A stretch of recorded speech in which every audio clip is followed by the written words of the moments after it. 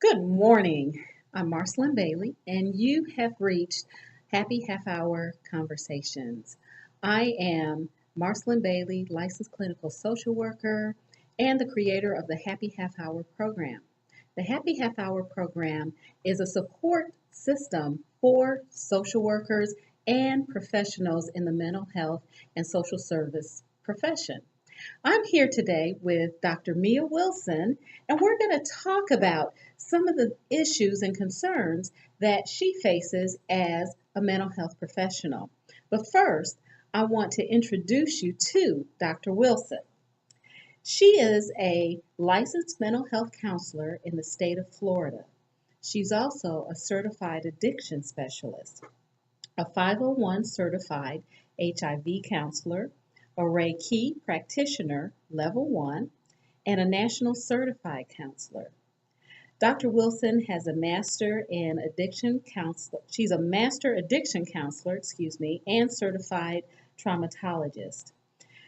She has been practicing for the past 17 years in various settings, both in private and nonprofit organizations.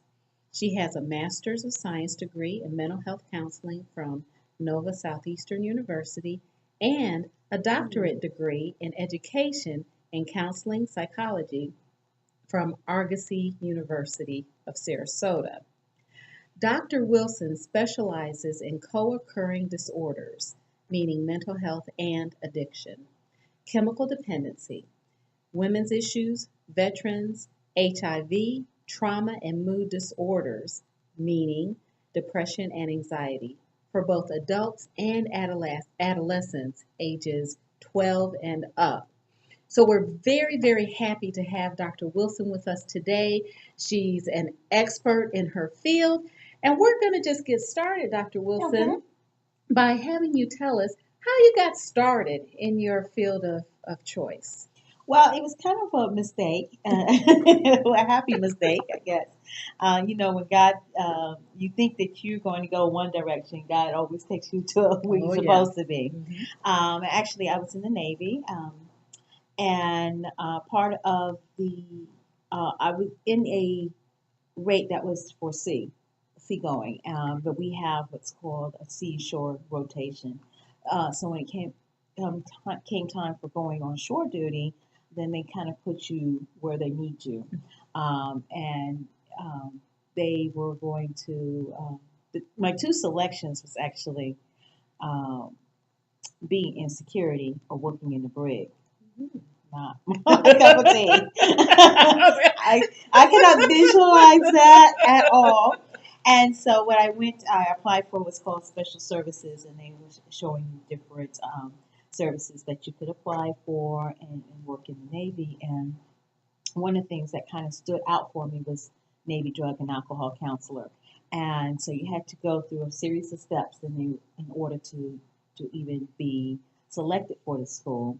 And I was selected, and they flew me out to San Diego, beautiful place, to Navy Drug and Alcohol Counselor School, and then I was stationed at Bayport, Florida, where I was a drug and alcohol counselor, and just fell in love with the field, and been in the field ever since.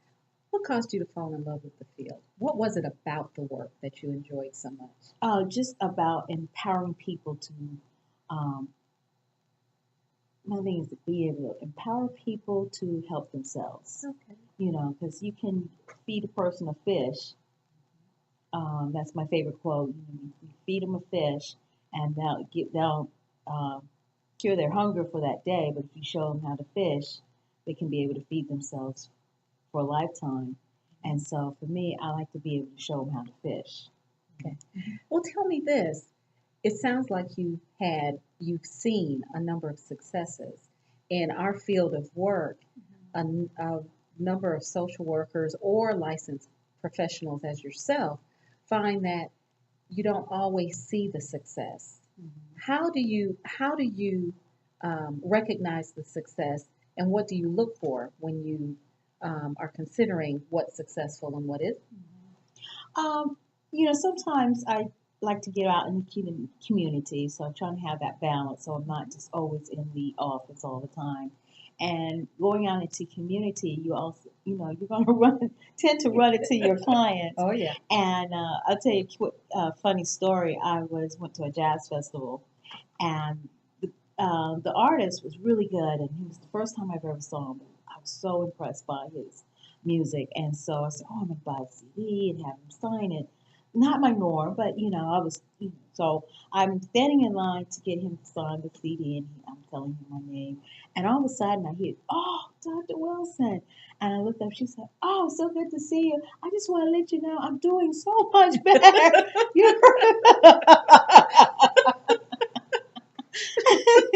So the artist will stop and look and was like, maybe I should sign an autograph for you. But I know it's you don't get to see it all the time, but that just those little moments, I call them happy moments. Okay. That when you do see a client and they do look, they do look well and thriving, they're out in the community. And to me, if you're out in the community, that means you're not inside isolating yourself. So, Great. Tell me about your work environment currently. currently, I'm in private practice, full time. Hey, and I'm, for a long time I thought, oh yeah, this is my 8th year. But surprisingly, when I looked on LinkedIn, it was 9 years, and I was like, wow, time flies when you're having fun. So I'm doing that, and I just finished a contract working with the military, which is also that's a huge group that I enjoy working with, military families, and. And so just building on my practice and yeah. Great. You talked about working with populations that are traditionally known to be high stress populations, persons with addictions, as well as military families. How do you handle working in environments or with people who have very stressful lives? How does that impact you, and how do you work with that? I think there was a study that was out and said that no matter what the therapy or the therapeutic tools that you use, the most important one is the rapport. And so being able to have a rapport with your clients, I mean, no matter what setting they came from, is is very important to me. Making sure that I may not necessarily been in your shoes per se, um, but I can be able to just talk to you on a respectful human nature. Um, I remember this one time this guy was telling me, he was like, "Oh, I'm so glad I got a therapist that is in recovery," and he was just going on. Those therapists that don't have recovery, they don't know what they're talking about, and they don't blah blah blah. But I'm glad that you are. And I was like, I'm looking at him like, I said, well, I hate to break this to you, but I'm not in recovery. And he just looked and he's like, "You good?" I would have never known. But I really, try to listen, and be that ear and listen to what they're saying and even what they're not saying, and be real with them, be genuine with them. I think I'm glad you brought that up because as I've mentored other social workers, um, one of the things that I try to encourage them to do is to develop empathy for the people that they're working with, and not working for, so to Mm-hmm. speak, but the people that they're working with.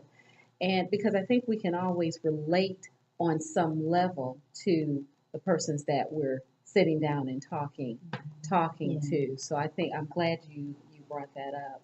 Um, Tell me a little bit more about how you handle your own personal stressors. You're in private practice. Mhm. Is there are there things that you're managing or dealing with that cause stress for you as a clinician? Mhm. Well, one of the things is when you're in private practice, you don't always have that connection with other clinicians around, and so that you kind of like an island by yourself. One of the things before I even launched into private practice, even part time, excuse me. Now, this is an aside. As you all recall, my interview with Janelle Holland, she also either started coughing or sneezing trust me, I don't think it's me. But one of the things I make sure that I have a support group. I have a mentor. I think having a mentor is very valuable. Somebody that's been there already, that's doing what you already want to do. So you have that connection because being in private practice, it can be stressful because it's like, okay, I don't have anybody to bounce this off of. I'm here by myself. I'm on this island. So I make sure that I have a group of very healthy, mm, ah, Ah, healthy clinicians that are around me. Healthy meaning that they're ethical, they're doing the right things, um, and I don't have to worry about, yeah, they're in my ear and a possibility I could lose my license. So I make sure that I have a healthy group of clinicians, and not just have to be professional mental health counselors, but also clinical social workers, marriage and family therapists. So I get, so I make sure that I have a great support group around and being part of a networking group. I think it's valuable as well. and the two of us are part of Clinical Connections, which meets in Glenn County or in Camden County, Georgia. Um, that's one of the reasons I started the Happy Half Hour program because I recognize that there are professionals who are isolated or who feel isolated and need to have an opportunity to share ideas, to discuss situations. They need a fresh look at some of Mm-hmm. their concerns. And by doing Happy Half Hour, we can provide a means to do that virtually so that there is a connection, there's a community that's being built. So thank you for sharing that. I think that's great. You are one of the people that I admire because you're always you always have a smile on your face. You're always very you're always very positive. You bring a lot of Thank positive you. energy to our group and whenever we meet, even when we're doing our bookkeeping, you bring a lot of positive energy. Um, how do you stay focused and relaxed at the same time? Well, I try to, I try to practice what I preach, per se. And aside from being in the office, I try to go out and do things that are joyful in my life.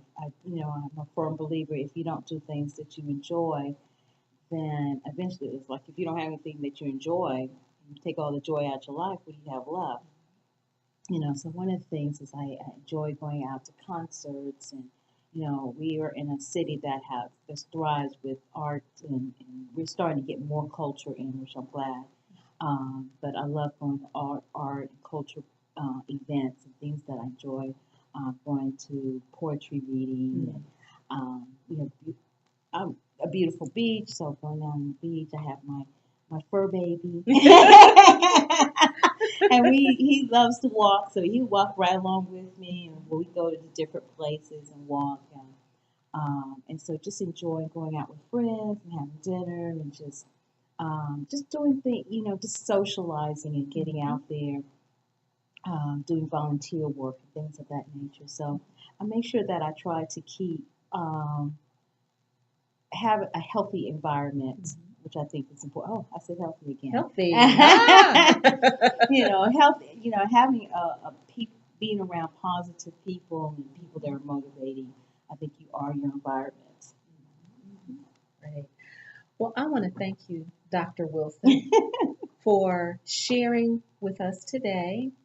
Also, if you all are looking for a licensed professional therapist in the Jacksonville area, please look up Dr. Mia Wilson. She is very skilled at what she does, and she will be able to help you. And I want to thank you for joining us today. I'm Marcelin Bailey, an LCSW, a licensed clinical social worker, and I again am the originator of the Happy Half Hour program. Please look me up at www.mlbaileyconsultantsinc.com. Have a good day.